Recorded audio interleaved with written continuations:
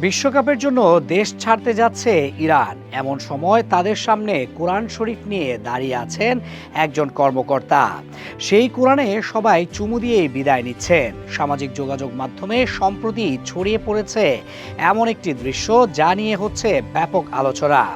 ইরানের সংস্কৃতিতে এই রীতি বহুদিনের প্রচলিত একটি ঐতিহ্য।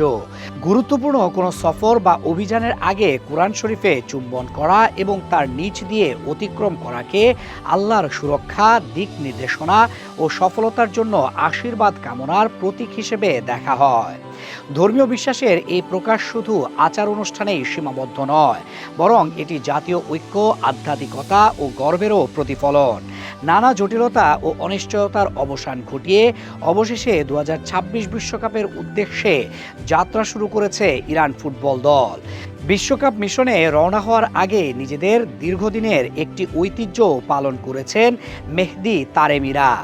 তুরস্ক থেকে মেক্সিকোর উদ্দেশ্যে যাত্রার আগে আয়োজিত বিদায়ী অনুষ্ঠানে ইরানের খেলোয়াড় ও কর্মকর্তাদের দেখা যায় পবিত্র কোরআন শরীফে চুম্বন করতে এবং এর নিচ দিয়ে হেঁটে যেতে। বিশ্বাস ও আধ্যাত্মিকতার প্রতীক হিসেবে বহু বছর ধরেই cool body spray, long lasting fragrance. গুরুত্বপূর্ণ আন্তর্জাতিক সফরের আগে এই রীতি অনুসরণ করে আসছে ইরান।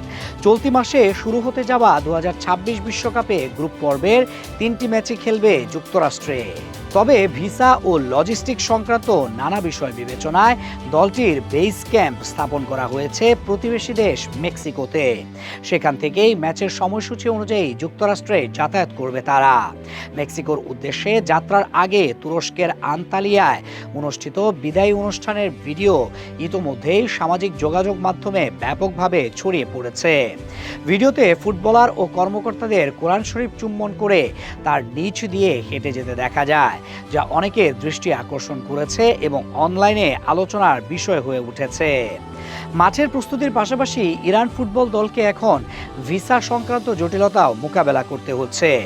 বিভিন্ন প্রতিবেদনে জানা গেছে দলের খেলোয়াড়রা যুক্তরাষ্ট্রে ভিসা পেলেও ফেডারেশনের বেশ কয়েকজন শীর্ষ কর্মকর্তা, প্রশাসনিক সদস্য এবং কারিগরি উপদেষ্টা সহ প্রতিনিধি দলের একটি অংশ এখনও ভিসার অপেক্ষায় রয়েছেন। এই পরিস্থিতি নিয়ে ক্ষোভ প্রকাশ করেছে ইরানের কর্তৃপক্ষ।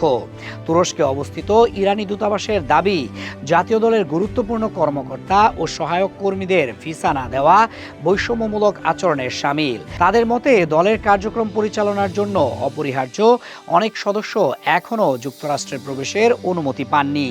একই ধরনের অভিযোগ তুলেছে ইরান ফুটবল ফেডারেশনও। এক বিবৃতিতে তারা জানিয়েছে, জাতীয় দলের গুরুত্বপূর্ণ প্রশাসনিক ও ব্যবস্থাপনা সংশ্লিষ্ট সদস্যদের ভিসা না দেওয়া সম্পূর্ণ রাজনৈতিক সিদ্ধান্ত, যা ক্রীড়ার নীতির সঙ্গে সামঞ্জস্যপূর্ণ নয়। বিশ্বকাপে ইরানের 3টি গ্রুপ ম্যাচই যুক্তরাষ্ট্রে অনুষ্ঠিত হওয়ার কথা থাকলেও বর্তমান উত্তেজনা ও ভিসা জটিলতার কারণে দলটির তাদের মূল পরিকল্পনায় পরিবর্তন এনেছে। প্রস্তুতির জন্য তারা বেছে নিয়েছে মেক্সিকোকে অনুশীলন ক্যাম্পের ভেন্যু হিসেবে।